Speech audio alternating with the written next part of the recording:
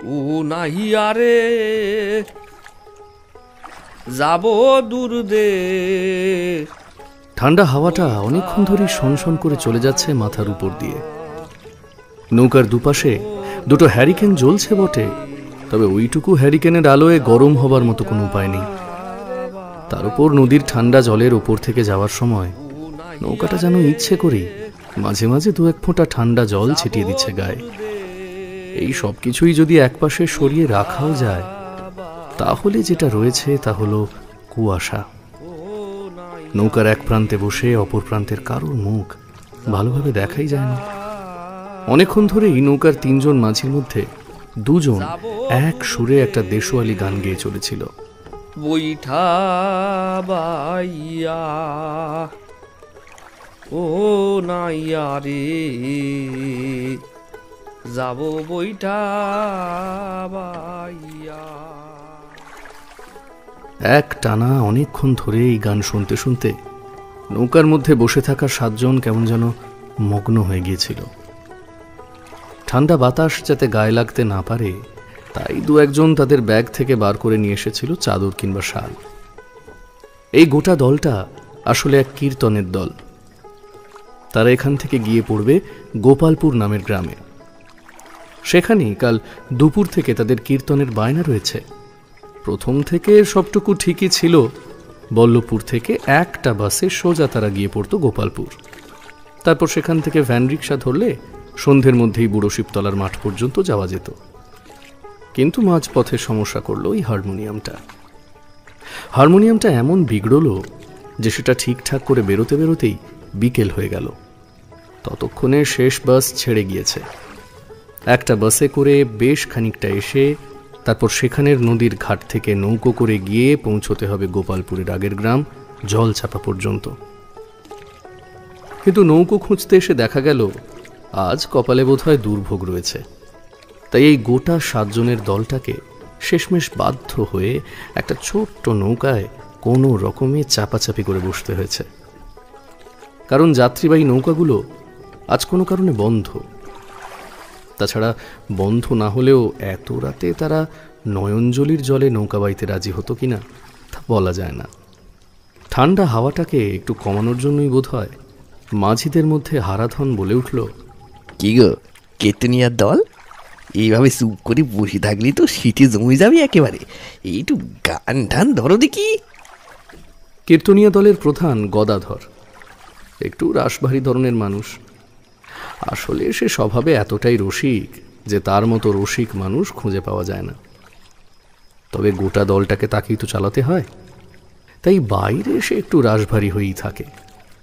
গম্ভীর গলায় সে বলল, কেন কেন এই শীতের রাতে গান ধরে গলা নষ্ট করতে যাবো কেন বলো তো?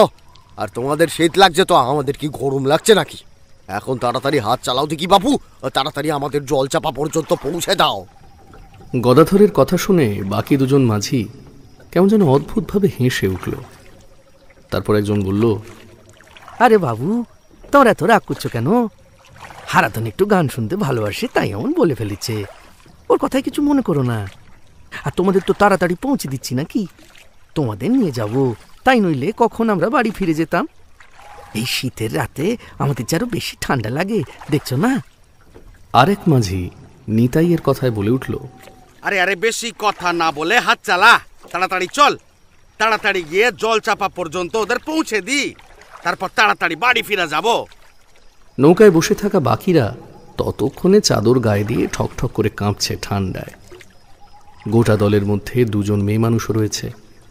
তারা মাথা পর্যন্ত চাদরে ঢেকে নিয়েছে।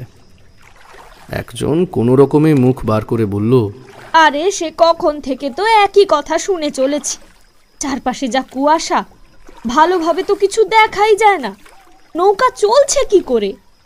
তার কথাটা যেন কারোর কানে গেল না। সবাই নিজের মতো চুপচাপ বসে অপেক্ষা করতে লাগলো কখন বাড়ি গিয়ে নামবে। নৌকা চলার একটা ছপ ছপ শব্দ ছাড়া আর কোথাও কোনো শব্দ নেই। এদিকে ওদিকে তাকালে সাদা কুয়াশা ছাড়া আর কিছুই দেখা যায় না। যেন মনে হয় নৌকার নিচে রয়েছে একটা ঠান্ডা জলের কালো নদী, আর বাকি তিন পাশে রয়েছে সাদা কুয়াশা। সেদিকে অনেকক্ষণ ধরে তাকিয়ে থাকতে থাকতে রতন বলল, কুয়াশা আজ একটু বেশি ঘন বলে মনে হচ্ছে, তাই না রে নিতাই? একটা বিড়ি জ্বালালে হতো, কিন্তু কীর্তনের দল রয়েছে যেখানে, সেখানে তো আর বিড়ি জ্বালানো যায় না। আরে নিতাই, আর একটু পরে নৌকো একপাশে ভিড়বো, তখন নয় বিড়ি ধরাস, এখন চুপ করে বসতো দেখি। হঠাৎ করেই নৌকার সবাই কেমন যেন ত্রস্ত হয়ে উঠল। নৌকাটা কোনো কিছুতে যেন ধাক্কা খেয়ে থেমে গেছে। দুপারে বসে থাকা রতন আর গদাধরের হাতের বইটা গেছে থেমে। মাঝে বসা নিতাই বলে উঠল, কি হলো গদাধর, এই নৌকো কেন থামালি রে? এই এই বড় কোনো মাছ মনে হচ্ছে, মনে হচ্ছে নৌকার তলায় কি যেন একটা ধাক্কা খেয়েছে। নয়নজলির জলে এত বড় মাছ তো নেই যে নৌকোয় ধাক্কা দিয়ে নৌকো থামিয়ে দেবে। কুমির নাকি? তোমাদের দিকে কুমির আছে নাকি? আরে না না, কি যে বলো, আরে আমাদের এদিকে কুমির কোথা থেকে আসবে? নৌকায় বসে থাকা সকলে ত্রস্ত হয়ে এদিকে ওদিকে তাকাতে লাগলো, কিন্তু কোনো লাভ নেই। কুয়াশার চাদরে চারপাশে কিছুই দেখা যায় না। রতনের কথাটা মাঝপথে থেমে গিয়েছিল, আর তার সাথে জলের মধ্যে একটা চুপ করে শব্দ হলো। সবাই সচকিত হয়ে তাকালো। রতন যেদিকে বসেছিল সেই দিকে সামনের দিকে বসে থাকা একজনকে আর দেখতে পাওয়া যাচ্ছে না। সবাই কেমন যেন ভয় পেয়ে গিয়েছিল। আর ওই অবস্থার মধ্যে ভয় জড়ানো গলায় একজন বলে উঠল, মাঝি ভাই, ও মাঝি ভাই, কেন বলো তো এই শীতের রাতে আমাদের সাথে মশকরা করছো? তাড়াতাড়ি নিয়ে চলো না আমাদের, তাড়াতাড়ি নিয়ে চলো না। নিতাই বোধ হয় কিছু একটা বলতে যাচ্ছিল, ঠিক তার আগেই জলের মধ্যে একটা ঝাপটা ঝাপটির শব্দ শোনা গেল, আর তার সাথে রতনের রক্ত জল করা চিৎকার ভেসে এলো। নিতাই, নিতাই বাঁচা আমায়, বাঁচা আমায়, নিতাই, নিতাই, নিতাই বাঁচা আমায়, বাঁচা আমায় নিতাই। রতন, রতন, রতন, কি হলো রে? কি হলো রে রতন তোর? কি হলো রে? কি হলো রতন? জলে পড়ে গেল নাকি? নৌকার মধ্যে বসে থাকা সকলেই সচকিত হয়ে নৌকার পেছনের দিকে তাকালো। ততক্ষণে হ্যারিকেনটাও জলে পড়ে গিয়েছে। কুয়াশার সাথে কেমন যেন একটা চাপা অন্ধকার নৌকার পেছনের দিকটা ঘিরে ধরতে শুরু করেছে। রাম রাম রাম রাম রাম রাম রাম রাম রাম রাম রাম রাম রাম রাম। কি হলো বলো তো, কি হলো? লোকটা গেল কোথায়? ও মাঝি ভাই! নৌকাটা তখনও এক জায়গায় দাঁড়িয়েছিল। নিতাই কিংবা হারাধন যে নৌকা টেনে নিয়ে যাবে, তাদের শরীরে যেন সেই শক্তিটুকু হঠাৎ করে কোথাও উধাও হয়ে গিয়েছিল। জলের মধ্যে ঝটপটানের শব্দটা ক্রমশ কমে আসতে শুরু করলো। নিতাই এবার কোনো মতে নৌকার অন্য পাশের হ্যারিকেনটা তুলে এগিয়ে দিল সামনের দিকে। সেই হ্যারিকেন হাতে নিয়ে হারাধন আস্তে আস্তে নৌকার ধারের দিকে এগিয়ে যেতেই যেটা দেখতে পেল, তাতে যেন তার গোটা শরীর মুহূর্তের মধ্যে ঠান্ডা হয়ে গেল। একটা ভয়ার্ত গলায় চিৎকার করে হ্যারিকেনটা কোনো রকমে পেছনের দিকে রেখে হারাধন বলে উঠল, সর্বনাশ, সর্বনাশ! নিতাই, আমরা সেই নয়নজলির জল পিশাচের পাল্লায় পড়েছি। তার কথাটা শেষ হওয়ার আগেই নিতাইয়ের মুখ থেকে বেরিয়ে এলো একটা আর্ত চিৎকার। তারপর কোনো রকমে সে কাঁপা কাঁপা গলায় বলল, কিন্তু জল পিশাচ তো নয়নজলিতে থাকে, ওই পুবের ঘাটের কাছে। তাহলে কি আমরা কুয়াশায় পথ ভুল করে পুবের ঘাটের কাছে কোথাও এসে পড়েছি? এখন এইসব কথা বলার সময় একদম নেই রে। নিতাই, নিতাই, তাড়াতাড়ি চল। নৌকোর মধ্যে বসে থাকা 7টা মানুষ কিন্তু ওদের কথাবার্তা কিছুই বুঝতে পারল না। দুজনে মিলে ক্রমাগত দাঁড় টানতে লাগলো, কিন্তু নৌকাটা যেন পাথরের মতো জলের এক জায়গায় চুপ করে বসে রইল। কোন এক অদ্ভুত কারণে এক চুলও সরল না। নৌকোর মধ্যে বসে থাকা সকলের মধ্যে এবার যামিনী বলে উঠল, এই গভীর রাতে নদীর জলে তেনাদের পাল্লায় আমরা পড়লাম না তো? কার মুখ দেখে যে আজকে উঠেছিলাম! কোথায় কোথায় কথা ছিল বড় শিবতলার মাঠে পৌঁছে কোনো রকমে দুটো খেয়ে দিয়ে আরাম করব, তার বদলে এই জলের ওপর এখন ভূতের পাল্লায় পড়তে হয়েছে। ওরে বাবারি! হায় হায় হায় হায় হায় হায়! রাম রাম রাম রাম রাম রাম রাম। নৌকার মধ্যে বসে থাকা সকলের মধ্যে একটা গুঞ্জন উঠল। হারাধন এবার কড়া গলায় বলে উঠল, চুপ চুপ চুপ করো তোমরা, চুপ করো, কথা বলো না, কথা বলো না, কথা বললে কিন্তু ও আবার সামনে আসবে। হারাধনের কথাটা শেষ হওয়া মাত্র জলের এক পাশ থেকে ভেসে উঠল একটা কিছু। একটা হ্যারিকেন কোনো রকমে তুলে ধরে নিতাই দেখল রতনের শরীরটা ভেসে উঠেছে। তার গোটা মুখের মাংস কেউ যেন ধারালো নখের আঁচড়ে ফালা ফালা করে দিয়েছে। গলার কাছটা একটা গভীর ক্ষত হয়ে আছে। কুয়াশার চাদরে ঢাকা বলে ভালোভাবে দেখা যায় না। সকলের চোখ গিয়েছিল সেদিকে। সকলেই কেমন যেন ভয় কেঁপে উঠল। একবার দুজন মেয়ে মানুষের মুখ থেকে ভয়ার্ত চিৎকার বেরিয়ে এলো। তারা চাদরে নিজেদের মুখ সম্পূর্ণ জড়িয়ে ফেলল। নৌকার সকলে একে অপরের গা ঘেঁষাঘেঁষি করে বসল। শুধু দুপাশে বসে রইল নিতাই আর হারাধন। নিতাই তাকিয়ে দেখছিল আজ থেকে অনেক বছর আগে এক রাতের বেলা ওইভাবেই তার বাপের দেহটা পড়ে গিয়েছিল নয়নজলির জলে। সেদিন কি যেন একটা ভুল হয়ে গিয়েছিল, কি যেন একটা ভুল হয়ে গিয়েছিল বলে বাপটাকে হারাতে হয়েছিল। কথাটা কিছুতেই মনে করে উঠতে পারল না নিতাই। আর আজও বোধ হয় সেই ভুলটাই হয়ে গেছে। না হলে তো ওরা রাতের বেলা মাঝে মাঝেই নয়ন জলের কোলে নৌকো ভাসিয়ে নিয়ে যায়, এমনটা তো কখনো হয় না। তবে হ্যাঁ, রাতের বেলা কোনো মাঝির বুকের পাটা নেই যে পূবের ঘাটের কাছে এসে পড়বে। আজ বোধ হয় কুয়াশায় পথ ভুল করে সেইখানেই এসে পড়েছে ওরা। একজন মৃতদেহটাকে দেখার জন্য নৌকা থেকে একটু বেশি ঝুঁকে পড়েছিল, আর হঠাৎ করে মৃতদেহটার পাশ থেকে অমনি দুটো কালো লিকলিকে হাত উঠে এলো জলের ওপরে, আর তারপর মৃতদেহটাকে দু হাতে টেনে আবার ডুবিয়ে দিল জলের তলায়। ওরা সকলেই চমকে উঠল সে দৃশ্য দেখে, আর তাতে নৌকাটা একটু দুলে উঠল যেন। মনে হলো এক্ষুনি নৌকাটা একপাশে কাত হয়ে যাবে, আর তাতেই ওরা সকলে গিয়ে পড়বে নয়নজলির ঠান্ডা জলে।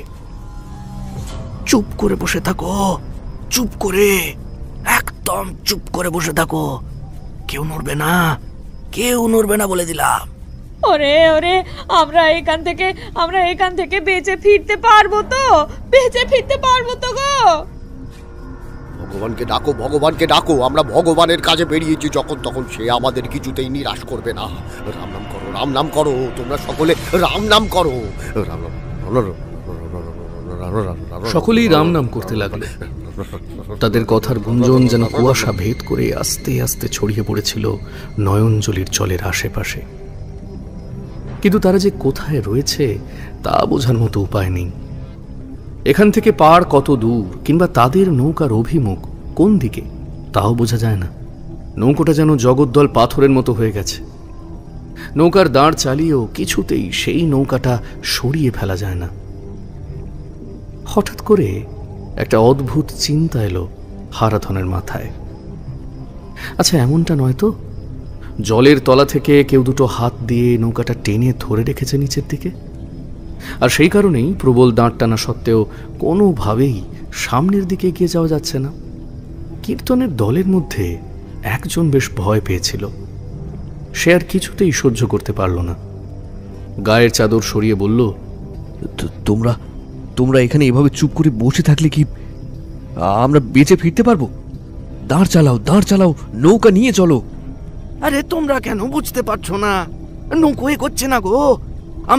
আমরা তো দাঁড় চালিয়ে চলেছি, দেখতে পাচ্ছ না? নৌকো কিছুতেই সরে না। আর নিজের চোখেই তো দেখলে আমাদের এক মাঝির কি অবস্থা হলো। এত রাতে এখানে বসে থাকলে ভূতের রাতে না হয় ঠান্ডায় মরে যাব। তার চেয়ে একজন কেউ জলে নেমে চেষ্টা করে দেখো না, যদি নৌকাটা কোনো কিছুতে আটকে গিয়ে থাকে। মাঝ নদীতে নৌকা কিসে আটকাবে? আরে এখন জলে নামতে যাবে এমন বুকির পাটা কার আছে? নৌকা যে মাঝ নদীতে আছে সেটা বা তোমরা বুঝতে পারলে কিভাবে? কুয়াশায় তো চারপাশে কিছুই দেখা যাচ্ছে না। হতেও পারে ভাসতে ভাসতে পাড়ের দিকে চলে এসেছে। নিতাই মনে মনে চিন্তা করে দেখল যুবকের কথাটা খুব একটা ফেলে দেওয়ার মতো নয়।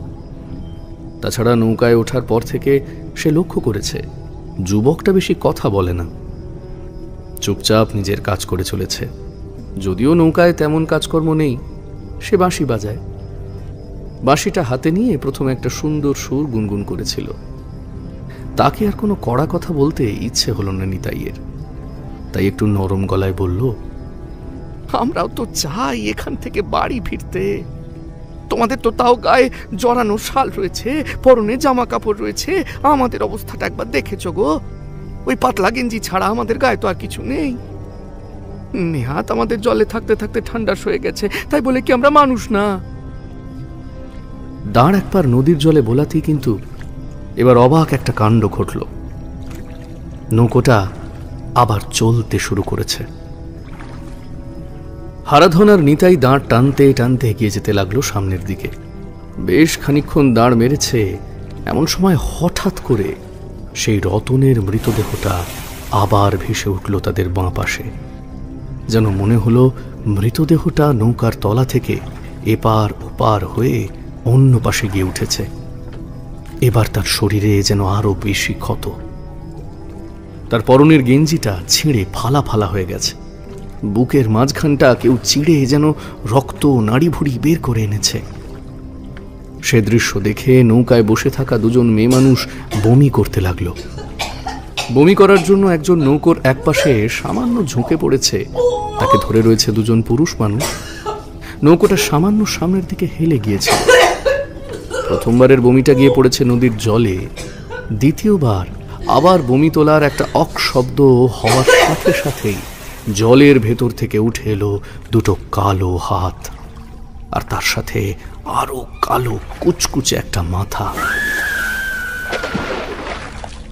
চোখের পলকে দুটো হাত উপরে উঠে এসে সেই মেয়ে মানুষটার মাথাটা ধরে একটা হ্যাঁচকা টানে তাকে ডুবিয়ে নিল জলের তলায়। ব্যাপারটা এমন হয়ে গেল যে কেউ কিছু বোঝার আগেই নৌকাটা এক পাশে কাত হয়ে এলো। অভিজ্ঞ নিতাই আর হারাধন তাড়াতাড়ি নৌকাটা অন্য পাশে চাপ দিয়ে না সরিয়ে দিলে বোধহয় নৌকা উল্টেই যেত।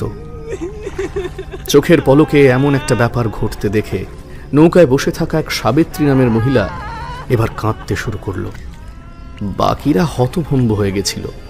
গদাধর, সেই যুবক, বয়স্ক লোক, সকলেই যেন বোবা হয়ে গেছে। নীরবতা ভঙ্গ করে প্রথম কথা বলল হারাধন। তার গলা এখন কেমন যেন কাঁপছে। আমাদের মনে হয় পূর্বের ঘাটের কাছ থেকে আর কোথাও যাওয়ার ভাগ্য নেই। এইখানেই বোধহয় আমাদের সব কটারই মরতে হবে। যুবক এবার প্রায় রেগে উঠল।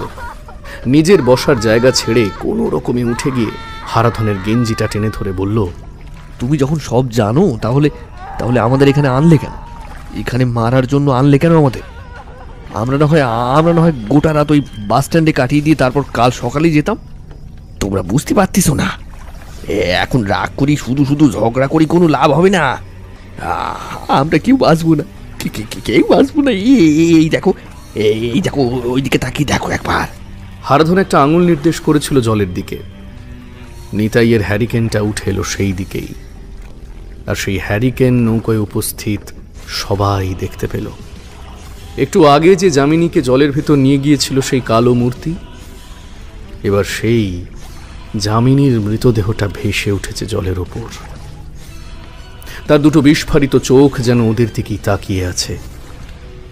তার চোখের সামান্য নিচে গালের কাছে একটা খোবলা মাংস কেউ যেন তুলে নিয়েছে, আর তার শরীরটা বড় অদ্ভুতভাবে ভাসছে। তার মাথাটা যেন কেউ পেছনের দিকে ঘুরিয়ে দিয়েছে। সেই মৃতদেহের মাথাটা পিঠ সহ ভেসে উঠেছে জলের উপরে। এবার আর কেউ স্থির থাকতে পারল না, আরো জড়াজড়ি করে বসলো গায়ের কাছে। হারমোনিয়াম, বাঁশি, খোল, করতাল, ঢোল কোথায় যে পড়ে রইল সেসব কেউ জানে না। কোনো রকমে নিজেদের জীবন বাঁচাতে পারলেই হলো। শুধু দু প্রান্তে বসে রইল প্রহরীর মতো হারাধন আর নিতাই। নৌকো চলতে লাগলো, কিন্তু নৌকোর ডান পাশে আর বাঁ পাশে মাঝে মাঝে ভেসে উঠতে লাগলো মৃতদেহগুলো। যেন মনে হচ্ছে এই কুয়াশা ঘেরা নয়নজলির জলের উপরে ওদের নৌকাকে ঘিরে জলের তলা থেকে ওদের অনুসরণ করছে কেউ, আর ওই মৃতদেহগুলো মাঝে মাঝে জলের উপর ঠেলে তুলে দিয়ে ওদের সাথে কেউ কোনো খেলা খেলে চলেছে। যুবক ততক্ষণে বেশ খানিকটা ধাতস্থ হয়ে গিয়েছিল। বুঝতে পেরেছিল এই দুজন মাঝির ওপর রাগ করে কোনো লাভ নেই। তাই সে এবার একটা অদ্ভুত প্রস্তাব দিল। এভাবে মনে হয় আমরা কোথাও যেতে পারবো না, তার চেয়ে বরং জলে নেমে দেখি যদি সাঁতার কেটে। পাগল হয়েছিস নাকি? চোখের সামনেই তো দেখতে পেলি দুজন এভাবে মরলো, তারপর জলের মধ্যে নামার সাহস তুই পাস কি করে? তুমি বুঝতে পারছো না, এই নৌকার উপরে বসে থাকলেও এমনিতেই মরতে হবে। এই রাত যে কখন শেষ হবে তা জানা নেই। আমাদের সম্বল একমাত্র ওই হ্যারিকেনটা। ওই হ্যারিকেনের আলোটা নিভে গেলে আমরা একে অপরের মুখ পর্যন্ত দেখতে পাবো না। চারিদিকে যা কুয়াশা, একবার তাকিয়ে দেখো না, নৌকার পাশে বসে থাকা মাঝি বাহের মুখ পর্যন্ত দেখা যাচ্ছে না। না না, তুই ও কাজ করিস না, তুই ও কাজ করিস না। নৌকোর ওপর থাকলে আমরা সবাই না হয় একসাথে থাকতে পারবো, কারোর কিছু হলে অন্যজনকে বাঁচাতে পারবো। আর মাঝি ভাইরা তো চেষ্টা করছে যত তাড়াতাড়ি সম্ভব আমাদের পাড়ে নিয়ে যাওয়ার জন্য, কিন্তু আমার কেমন যেন মনে হচ্ছে আমরা এক জায়গায় গোল করে ঘুরে চলেছি। ওই মৃতদেহগুলো একবার ভেসে উঠছে বাঁ দিকে, একবার ভেসে উঠছে ডান দিকে। দেখ দেখ, ভালো করে দেখ। প্রবল ভয় আর বিস্ময় একসাথে নিয়ে ওরা তাকিয়ে রইল মৃতদেহ দুটোর দিকে। দেখতে দেখতে মৃতদেহটা কুয়াশার আড়ালে হারিয়ে গেল একবার। তারপরে হঠাৎ করে সেই মৃতদেহটাকেই ওরা আবার নিজেদের ডান দিকে দেখতে পেল। যুবকের গলা এবার কঠিন হয়ে এলো। তারপর বলল, না, আমরা গোল করে ঘুরছি বটে, তবে আমরা মৃতদেহটাকে প্রদক্ষিণ করছি বারবার। তাই একবার ওটা ডান দিকে যাচ্ছে, একবার ওটা বাঁ দিকে যাচ্ছে। মাঝি ভাই দাঁড় দাও তো। নিতাই কোনো বাক্যব্যয় করল না। দাঁড় যুবকটির হাতে দিয়ে সে এসে বসল মাঝির দিকে। দাঁড় হাতে যুবকটি এবার নৌকো চালাতে শুরু করেছে। অন্য অভিমুখে ওরা যে পথ ধরে আসছিল তার একদিক ধরে নৌকো চালাতে শুরু করতেই এবার কিন্তু আর মৃতদেহটাকে আশেপাশে দেখা গেল না। হারাধন নিজেও ভাবল, এভাবে যদি কোনো একটা পাড়ে গিয়ে পৌঁছানো যায় তাহলে অন্তত নৌকো থেকে নিচে নেমে ওই জল পিশাচের হাত থেকে বাঁচা যাবে।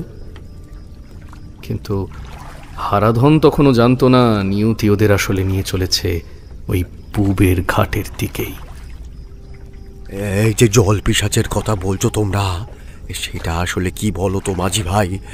এমন কথা তো আগে শুনিনি। এই নয়নজলি জলে এক সময় বন্যায় অনেক পরিবার ভেসে গেছিল। বছর 2 আগে যখন বন্যা হলো তখন ওই জল চাপা, গোলাপনগর, ননিডাঙ্গা, কুসুমপুর সব গ্রাম জলে ভেসে গিয়েছিল। তখন ওই সমস্ত গ্রামে যারা জলে ডুবে মরেছিল তাদের সব লাশগুলো এক অদ্ভুত উপায়ে এসে আটকেছিল ওই পুকুরের ঘাটের কাছে। পুবির ঘাটে একদম সামনের দিকে বড় বড় কয়েকটা গাছ রয়েছে। সেই গাছের শিকড় মাটির তলা থেকে বেরিয়ে জল পর্যন্ত এসে পড়েছে। ওই শিকড়ের জন্য এই পথে কোনো মানুষ জলে ডুবে মরলে সে আটকে থাকে ওই শিকড়ের কাছে। শোনা যায় একসাথে প্রায় 40 জনের লাশ পাওয়া গেছিল ওই পুবির ঘাটের শিকড়ের কাছে। তারপর থেকে রাতের বেলা পূবের ঘাটের আশেপাশে কেউ আসতে চায় না। পূবের ঘাটের আশেপাশে কোনো জনবসতিও নেই, গোটা জায়গাটা খালি পড়ে থাকে। রাতের বেলায় এদিকে এসে পড়লে ওদের দেখা যায়। ওদের শরীর পাতলা লিকলিকে গো, কালো কুচকুচে, আর চোখে চোখে যেন দুটো লাল রঙের উজ্জ্বল আলো মতো জ্বলছে। জলে ডুবে বন্যায় কষ্ট পেয়ে ওরা মরেছিল, তাই ওদের অনেক খিদে।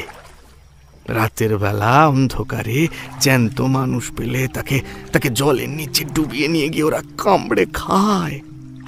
কি ভয়ানক! এমন একটা কথা জানার পরেও তোমরা এই পথে আমাদের নিয়ে এলে। হারাধন আর নিতাই একবার ওর মুখ চাওয়াচাবি করল, তারপর বলল, আসার পথে আমরা তো নদীর এপার ধরেই আসলাম। পূবের ঘাট রয়েছে তো ও পারে। কুয়াশার মধ্যে দিক ঠিক করতে না পেরে বোধহয় পূবের ঘাটের কাছাকাছি এসে পড়েছিল। তবে পূবের ঘাটের কাছাকাছি না এলে কিন্তু ওরা কিছু করে না। আমরা জলের মানুষ, আমাদের এরকম অনেক কিছুই করতে হয়। তবে তবে এতদিন ধরে নৌকো চালাচ্ছি, ছোটবেলায় একবার ছাড়া আর কিছুই তো দেখিনি গো। যতীন, যতীন কোথায় গেল?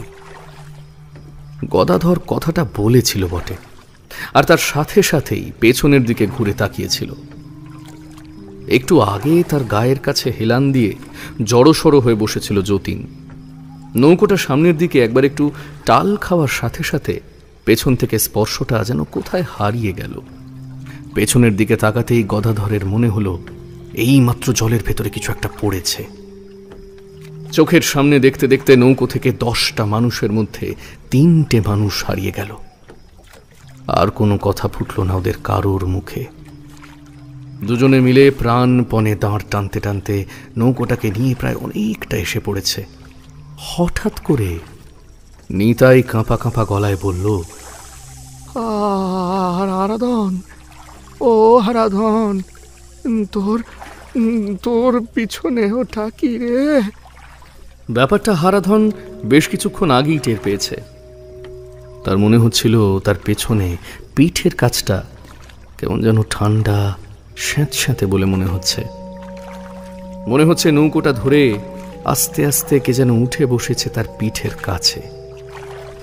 কিন্তু অনেক চেষ্টা করেও তার মুখ থেকে একটা শব্দ বেরিয়ে আসেনি।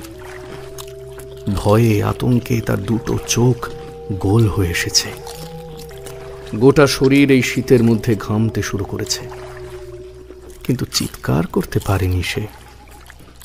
নিতাই আলোটা কোনো রকমে সামনের দিকে তুলে ধরতেই দেখতে পেল একটা কালো লিকলিকে শরীর হারাধনকে আষ্টে পৃষ্ঠে জড়িয়ে ধরেছে, আর তার দুটো লাল চোখ যেন তাকিয়ে আছে হ্যারিকেনের আলোর দিকেই। তার মুখটা গিয়ে পড়েছে হারাধনের ঘাড়ের কাছে, আর সেই ঘাড়ের কাছে যেন কামড় বসিয়ে মাংস খুবলাচ্ছে সে। হারাধনের শরীরটা পাথরের মতো চুপ করে বসে রয়েছে, যেন যেন তার শরীরে কোনো সার নেই। দেখে মনে হচ্ছে বসে থাকতে থাকতে যেন প্রবল আতঙ্কে সে মারা গেছে। হারাধন আলো তুলে ধরতে সেই কালো বিভীষিকাময় জল পিশাচ হারাধনের শরীরটা নিয়ে উল্টো হয়ে ঝাঁপ দিল জলের মধ্যে। নিতাইয়ের হাত থেকে দাঁড় খসে পড়ল। দাঁড় টেনে পাড়ের দিকে যাওয়ার মতো শক্তি আর তার অবশিষ্ট নেই। রতন গেল, হারাধন গেল, এবার শুধু বাকি রইল সে। বারবার মনে হচ্ছিল ঠিক তার পিঠের কাছ থেকে যদি তার উপরে উঠে আসে সেই কালো রঙের জল পিশাচ। ওরা ততক্ষণে পাড়ের দিকে যে এসে পৌঁছেছিল তা বোঝা যাচ্ছিল, কারণ কুয়াশার আস্তরণ ভেদ করে যেন কালো অন্ধকারের মতো কিছু একটা দেখা যাচ্ছিল। হ্যারিকেনের আলো সেটা দেখতে সাহায্য করেছে। বেশ প্রবল একটা আনন্দে ওরা চিৎকার করে বলে উঠল, নদীর পাড় এসেছে, নদীর পাড় এসেছে গো, নদীর পাড় এসেছে। পাড় এসে গেছে, এবার আমরা বেঁচে গেলাম। নিতাইও তেমনটাই ভেবেছিল। প্রবল আনন্দে নিজের হাতের দাঁড় আবার জলে নামাতেই বুঝতে পারল জল এখানে অগভীর। তারপর সামনের দিকে তাকাতেই কিন্তু তার মুখের হাসিটা কোথায় যেন মিলিয়ে গেল। প্রবল আতঙ্কে তার গোটা শরীর কাঁপতে লাগলো। কাঁপতে কাঁপতে সে কোনো মতে বলল, কোথায় এসে পড়লাম গো, কোথায় এসে পড়লাম গো আমরা? এ যে সেই পুবের ঘাট গো, এ যে সেই পুবের ঘাট। নদীর পাড় এসে পড়েছে বুঝতে পেরে ওরা আর অপেক্ষা করতে চাইছিল না। একজন তড়ি ঘড়ি নেমে পড়েছিল অল্প জলের মধ্যেই। কিন্তু নিতাইয়ের কথাটা শুনে আতঙ্কিত হয়ে সে উপরের দিকে ওঠার চেষ্টা করলো, আর ঠিক তখনই বুঝতে পারল জলের তলা থেকে কেউ যেন তার দুটো পা টেনে ধরেছে। একটা হুমড়ি খেয়ে সে জলের উপর পড়ে গেল। নৌকার উপর থেকে তার দুটো হাত শক্ত করে টেনে ধরে রইল গদাধর আর সেই যুবক। নিতাই বারবার চিৎকার করে বলতে লাগলো, ওকে ছেড়ে দাও গো, ওকে ছেড়ে দাও, ওকে ছেড়ে দাও গো, ছেড়ে দাও। এক্ষুনি আমাদের এখান থেকে চলে যেতে হবে, নইলে কিন্তু আমরা এখান থেকে আর ফিরে যেতে পারবো না গো। এটা পুবের ঘাট গো, এখানে একটা নয় গো, অনেক জল পিশাচ রয়েছে। ওকে ছেড়ে দাও গো, ওকে ছেড়ে দাও। কিছু চাই না, কিছু চাই না আমাদের। দলের লোককে ছেড়ে আমরা কিছুতেই যাব না। ওই জল পিশাচের হাত থেকে ওদেরকে আমাদের উদ্ধার করতেই হবে। লোকটা জলের মাঝখানে, অর্ধেক জলের ভেতর আর অর্ধেক জলের বাইরে থেকে অদ্ভুতভাবে চিৎকার করে চলেছে। তার দুটো পায়ের ওপর কেউ যেন সাঁড়াশির মতো চাপ দিতে শুরু করেছে দুটো হাতে। জলের ওপর প্রবল টানে তার মনে হচ্ছিল তার গোটা শরীরটা যেন মাঝখান থেকে আলাদা হয়ে যাবে। এই যন্ত্রণার চেয়ে যেন মৃত্যু ভালো। তবু বারবার আর্ত চিৎকার করছিল বাঁচানোর জন্যেই। নিতাইও একরকম তৈরি হয়ে নিল। নৌকোয় থাকা বাকি দুজনও হাত লাগালো ওদের সাথে। চলতে লাগলো প্রচণ্ড এক যুদ্ধ। টানতে টানতে একটা সময় বোঝা গেল লোকটার শরীরটা আস্তে আস্তে উঠে আসতে শুরু করেছে নৌকোর উপরে। নিতাই দাঁড় তুলে ধরে তৈরি হয়ে রইল। তার দুটো পা জলের উপরে উঠে আসছে। নিজের শরীরের সর্বশক্তি দিয়ে দাঁড় চালিয়ে দিল তার পায়ের পাতার মাঝখান লক্ষ্য করে। খানিকটা জল ছিটকে এলো, আর সেই জল ছিটকে আসার সাথে সাথেই অদ্ভুত একটা চিৎকার ভেসে এলো জলের দিক থেকে। প্রবল রাগে কেউ যেন জল তছনছ করতে শুরু করলো। ওরা ততক্ষণে নৌকো নিয়ে বেশ খানিকটা সরে এসেছে সেই পূবের ঘাটের দিক থেকে। কিন্তু তখনই নিতাই কাঁপা কাঁপা গলায় বলল, তোমরা বুঝতে পারছো না আমরা এত রাতে কার পাল্লায় পড়েছি গো। আমরা কেউ বেঁচে ফিরতে পারবো না গো, এখান থেকে কেউ বেঁচে ফিরতে পারবো না। বেঁচে ফিরতে পারবো না সে না হয় ঠিক আছে, কিন্তু তাই বলে অকারণে পৈতৃক প্রাণটা তো দিয়ে যেতে পারি না। আমাদের বাঁচার চেষ্টা করতে হবে। নৌকা চালাও। এরপরে যখন পূবের ঘাট রয়েছে তাহলে ও পাড়াতে নিশ্চয়ই ঘাট থাকবে। দুজনে মিলে দাঁড় টানতে লাগলো। নৌকার মাঝখানে চুপ করে বসে রইল বাকি চারজন। গদাধর পর্যন্ত তখন ভয়ে ঠক ঠক করে কেঁপে চলেছে। যে লোকটাকে ওরা টেনে উদ্ধার করেছিল তার পায়ের একটা হাড় মনে হয় ভেঙে গিয়েছে। সে নৌকার খোলের উপর শুয়ে যন্ত্রণায় কাঁদছিল। নিতাই যেমন প্রবল ভয় পেয়েছিল তেমন প্রবল রাগ হচ্ছিল সেই যুবকের। একবার যদি মুখোমুখি জল পিশাচের সাথে লড়াই করা যেত, এটাই সে ভেবে চলেছিল। তার বয়স কম, শরীরের রক্ত গরম। জল পিশাচকে সামনাসামনি পেলে যে এক হাত দেখে নেবে সেটা তার মুখের অবস্থা দেখেই বোঝা যাচ্ছিল। চারপাশের কুয়াশাটা কমে আসার বদলে যেন আরো বাড়তে লাগলো। আর সেই কুয়াশা বাড়তে বাড়তেই একসময় চারপাশটা যেন আরো বেশি ঘন সাদাটে হয়ে এলো। কুয়াশা এতটাই ঘন হয়ে এলো যে তার মধ্যে এদিকে কিছুই দেখা যায় না। শুধু তাই নয়, এ প্রান্তে বসে থাকা নিতাই, মাঝখানে বসে থাকা গদাধর সেই বয়স্ক লোক আর বাকিদেরকে ভালোভাবে দেখতে পেল না। তাই গলা তুলে বলল, বলি সব ঠিক আছে তো? কি হলো? ওরা সাড়া দিচ্ছে না কেন রে? কি হলো? তোমরা সাড়া দিচ্ছ না কেন? সবাই ঠিক আছে তো? আরে কি করছো? নৌকা সামলাও, নৌকা যে পড়ে যাবে। এক পাশে কাত হয়ে যাচ্ছে কেন নৌকাটা? এক পাশে কাত হয়ে যাচ্ছে কেন নৌকাটা? আর সামলাতে পারছি না গো, সামলাতে পারছি না। মনে হয় কেউ এক পাশে ঝুঁকেছে গো, কেউ এক পাশে ঝুঁকেছে গো। নিতাইয়ের এক পাশে রাখা হ্যারিকেনটার আলো কখন যেন কমে এসেছিল। হ্যারিকেনের আলো যাতে কুয়াশায় ভিজে কমে না আসে তাই হ্যারিকেনের উপর একটা মোটা জাল লাগানো ছিল। কিন্তু তেল কমে আসায় সেই হ্যারিকেনটা কখন নিভতে বসেছে। নিভু নিভু আলোতে হ্যারিকেনটা সামনের দিকে তুলে ধরতে ওর একটা অদ্ভুত দৃশ্য দেখতে পেল। নৌকার মধ্যে গদাধর আর সেই বয়স্ক লোকটা একে অপরকে জড়িয়ে ধরে রেখে ঠক ঠক করে কাঁপছে। আর নৌকোর এক পাশে দুটো হাত যেন জলের দিকে নেমে গেছে। বুঝতে বাকি রইল না, বাকি থাকা দুজনকেও নিয়ে গেছে সেই জল পিশাচ। এবার আর যুবক সহ্য করতে পারল না। নিজের হাতের দাঁড় তুলে নিয়ে নৌকার উপরে উঠে দাঁড়িয়ে চিৎকার করে বলল, কে তুই? আমার সামনে আয়, তারপর দেখছি। জলের তলা থেকে অন্ধকারে আক্রমণ করে আমায় নিয়ে যেতে পারবি না। সামনে আয়। তুই চুপ কর, তুই চুপ কর, আমি তোর পায়ে পড়ছি, তুই চুপ কর। সবাই গেছে, সবাইকে নিয়ে গেছে, এখন শুধু আমরা চারজন রয়েছি রে। আর বিপদ বাড়াস না, এখন তাড়াতাড়ি ওপরের দিকে চল। বেশ কিছুক্ষণ ধরে আর কিছু ঘটল না।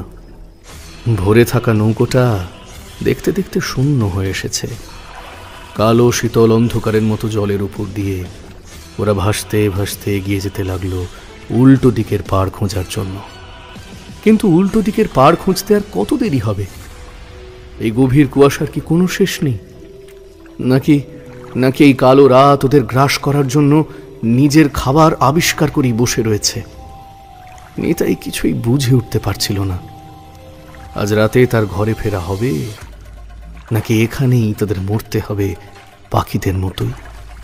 তবে যুবক গদাধর আর সেই বয়স্ক লোকটা বুঝতে পারছিল এই রাতটা ওদের জন্য কখনোই শুভ হতে পারে না।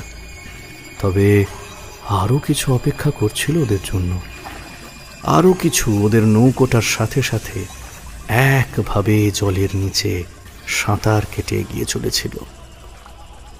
হয়তো কালো লিকলিকে কিছু একটা, যার কোনো অস্তিত্ব নেই, আবার যার কোনো শেষও নেই।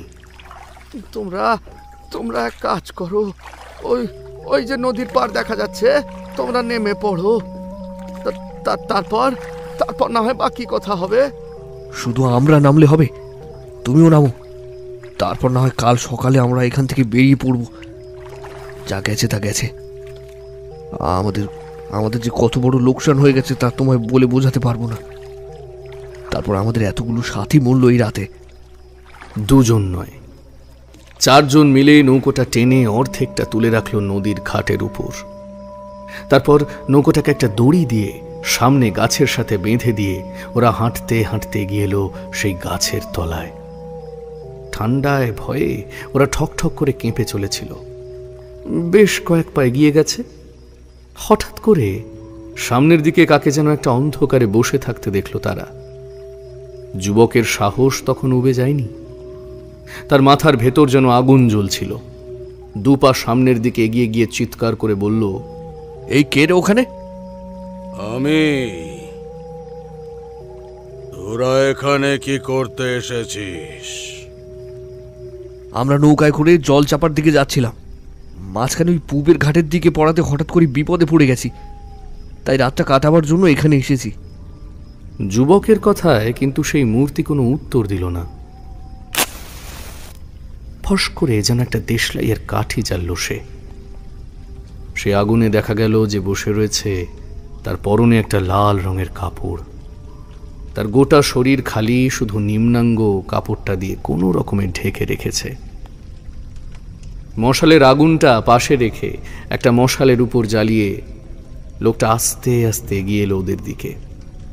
তার মাথার চুল গিয়ে পড়েছে পেট পর্যন্ত, মুখে দাড়ির জঙ্গল, তার গলায় অনেকগুলো রুদ্রাক্ষের মালা। সে এগিয়ে এসে যুবকের শরীরের কাছে কি যেন শুঁকতে লাগলো। তারপর শুঁকতে শুঁকতে গদাধরের গোটা শরীর শুঁকল, তারপরের নিতাইয়ের শরীরও শুঁকল, এবং তারপর সেই বয়স্ক লোকটির কাছে গিয়ে তার শরীর শুঁকতেই যেন ভয় পেয়ে দুপা পিছিয়ে এলো। ওরা তিনজনই সেই লোকটার কাজ দেখার জন্য পেছনের দিকে ঘুরে তাকিয়েছিল। সে এগিয়ে গিয়ে বয়স্ক লোকটার শরীর শুঁকতে কিন্তু একটা অদ্ভুত ব্যাপার ঘটল। বয়স্ক লোকটার মুখের হাসিটা কেমন যেন বদলে যেতে লাগলো। সে তখন মশালের আলো সামনের দিকে এগিয়ে ধরে গম্ভীর গলায় বলল, কে তুই? কে তুই বল, সত্যি করে বল, তুই কে?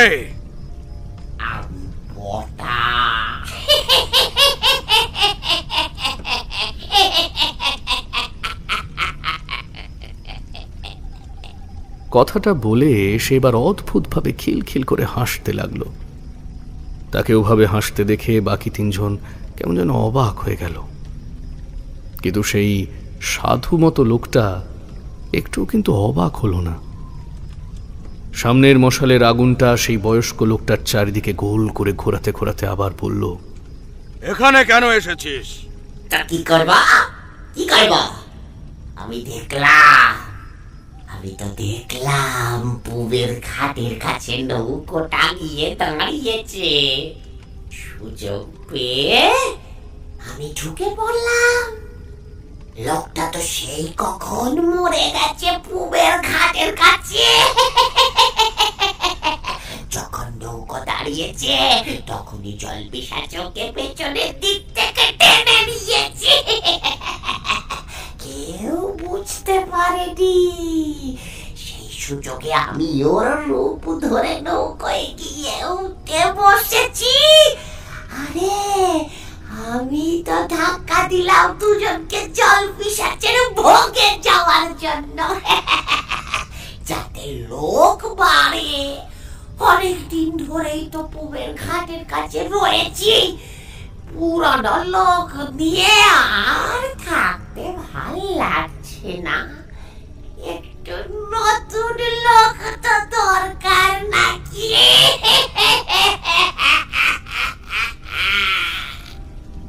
সেই সাধুমতো লোকটা তখন আগের থেকেও বেশি গম্ভীর গলায় বলে উঠল, তবে রে বেয়াদব, ওদের মারতে ওদের পিছু নিয়েছিস? যা যা বলছি এখান থেকে। সেই লোকটার শরীরটা তখন কেমন যেন অদ্ভুতভাবে পরিবর্তন হয়ে যাচ্ছে ওদের চোখের সামনেই। তার গোটা শরীর কেমন যেন ঝাপসা হয়ে এলো মুহূর্তের মধ্যে। আর তারপরেই ওরা দেখতে পেল সেই বয়স্ক লোকটার শরীরটা যেন ভেঙে চুরে মুহূর্তের মধ্যে মাটিতে মিশে গেল। গদাধর, সেই যুবক আর নিতাই এবার কেমন যেন ভয় পেয়ে দুপা পিছিয়ে এলো। সেই সাধু এবার বলল, তুই ওদের ক্ষতি করতে চাইলে আমি কিন্তু তোকে তা করতে দেব না। মনে আছে এর আগের বার আমার চোখের সামনে একজনকে মেরেছিলিস তুই। সেই মূর্তির শরীর এখন কেমন যেন ঝাপসা হয়ে গিয়েছে। ওদের চোখের সামনে একটা কালো অন্ধকার ছাড়া আর কিছুই নেই। সেই কালো অন্ধকারের দিক থেকে একটা অদ্ভুত খ্যানখ্যানে গলা ভেসে এলো এবার। তুমি ওদের বাঁচালে আমার হাত থেকে। তাহলে এবার প্রথমে তোমাকে। কথাটা বলেই সেই কালো ছায়ামূর্তি যেন ঝাঁপিয়ে পড়ল সাধুর উপরে। তার হাত থেকে মশালটা পড়ে গেল একদিকে। ততক্ষণে সম্বিত ফিরে এসেছে নিতাইয়ের। নিতাই চিৎকার করে বলল, পালাও পালাও, এখানে দাঁড়িয়ে থাকলে শুধু শুধু নিজের জীবনটা দিতে হবে গো, পালাও পালাও। ওরা তিনজন জঙ্গলের ভেতরে আধো অন্ধকারে একরকম দৌড়তে শুরু করলো। পেছনে ততক্ষণে দুজনের মধ্যে তীব্র চিৎকার চেঁচামেচি শুরু হয়েছে। দৌড়তে দৌড়তে পথের মধ্যে ছোট ছোট গাছপালা পায়ে লেগে পায়ের এখানে ওখানে কেটে যেতে লাগলো ওদের। অন্ধকারের মধ্যে জোরে দৌড়ানো সম্ভব নয়, কিন্তু ওরা যত তাড়াতাড়ি পারছিল দৌড়ানোর চেষ্টা করছিল। দৌড়তে দৌড়তে একবার হাঁপাতে হাঁপাতে যুবকটি বলল, সত্যি সত্যি আজ কার মুখ দেখে যে উঠেছিলাম, এমন একটা ব্যাপার ঘটবে তা কি করে কখনো জানতাম।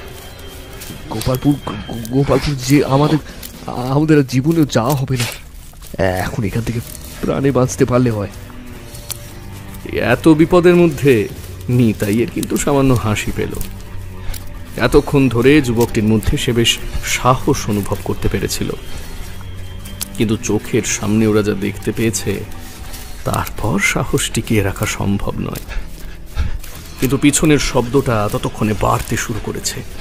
কোনো রকমে পেছনের দিকে তাকিয়ে নিতাই যেটা দেখতে পেল তাতে তার পা স্তব্ধ হয়ে গেল এক জায়গায়। বাকিদের সে থামতে বলল। তারপর তিনজন একভাবে পেছনের দিকে তাকিয়ে দেখল নদীর জলের কাছে দুটো কালো লম্বা ছায়ামূর্তি যেন নিজেদের সাথে যুদ্ধ করে চলেছে। গদাধর বুদ্ধি করে মশালটা তুলে নিয়েছিল, কিন্তু দৌড়তে দৌড়তে সেই মশালটা কখন যেন নিভে এসেছে। নিভা মশাল যুদ্ধে দুই হাত হারানো পরাজিত সৈনিকের মতো, কোনো কাজের নয়। ছুটতে ছুটতে ওরা জঙ্গলের মধ্যে বেশ খানিকটা ভেতরে এসে পড়েছে। আর পারছে না ওরা। এই এতক্ষণের ভয়, বিস্ময়, ক্লান্তি সব কিছু যেন ওদের জাপটে ধরতে শুরু করেছিল। যা কপালে থাকে তাই হবে ভেবে একটা গাছের তলায় ওরা তিনজন বসে পড়ল। গাছের গুঁড়িতে হেলান দিয়ে গদাধর বলল,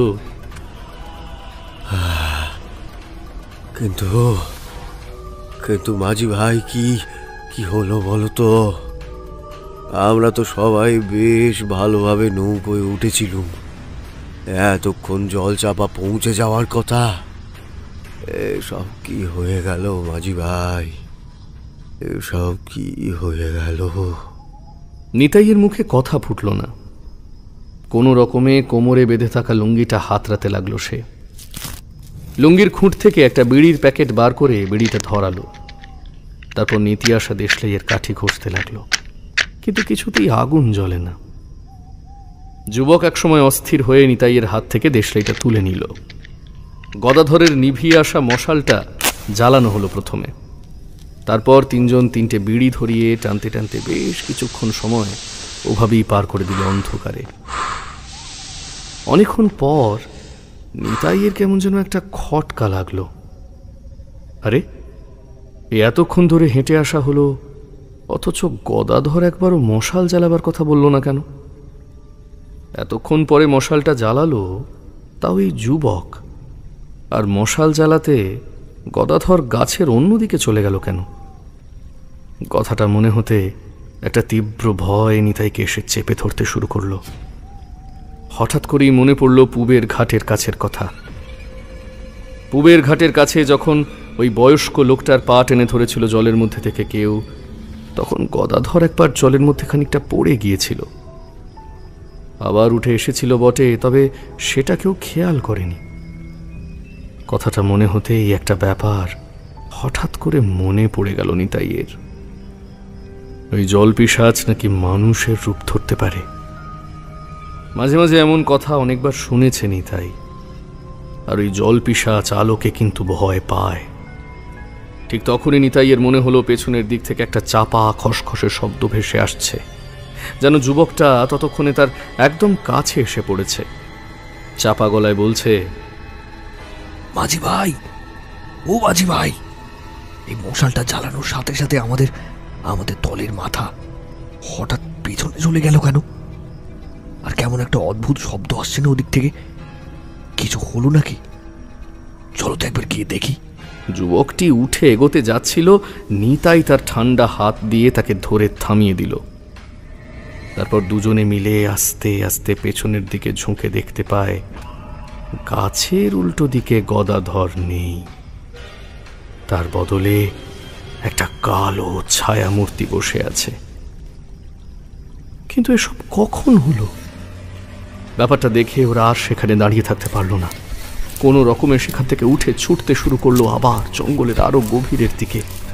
আর বুঝতে পারলো পেছন থেকে শুকনো ডালপালার ওপর শব্দ তুলে কেউ যেন ওদের পিছু নিয়েছে। একটু পরেই পেছন থেকে সেই যুবকের চিৎকার ভেসে এলো। মশালটা হাতে নিয়ে দৌড়াচ্ছিল নিতাই, কিন্তু দৌড়বার তালে মশালের আগুন কমে এসেছিল। সেই অল্প আধো অন্ধকারই পেছনের দিকে তাকিয়ে দেখতে পেয়েছিল যুবকটি মাটিতে পড়ে রয়েছে, আর তার গায়ের উপর এসে বসেছে সেই ছায়ামূর্তি, সেই জলপিশাচ। আর সে পেছনে তাকায়নি। নিজের সর্বশক্তি দিয়ে দৌড়তে দৌড়তে জঙ্গলের আরো ভেতরে ঢুকে পড়েছিল। নিতাই জানতো না কাল সূর্যের আলো সে দেখতে পাবে কিনা। চোখের সামনে দেখতে দেখতে 9টা মানুষকে হারিয়েছে সে। নিজেকেও হারাতে হবে কিনা সে জানতো না, তবু বুঝতে পেরেছিল তাকে পিছু পিছু অনুসরণ করে দ্রুত পায়ে এগিয়ে আসছে কেউ একটা। ঠিক তখনই নয়নজলির ঘাটের কাছে নিতাইয়ের একটা আর্ত চিৎকারে গোটা জঙ্গল, নদীর পাড় ভরে উঠল। তারপর সবটা নিমেষে শান্ত হয়ে গেল। শুধু নদীর পাড়ে বেঁধে রাখা নৌকাটা নয়নজলির ঘাটের কাছে শান্ত স্তব্ধ মূর্তির মতো দাঁড়িয়ে রইল। হয়তো নীরবতা ভেঙে সেও ভেসে চলেছে নয়নজলির জলে।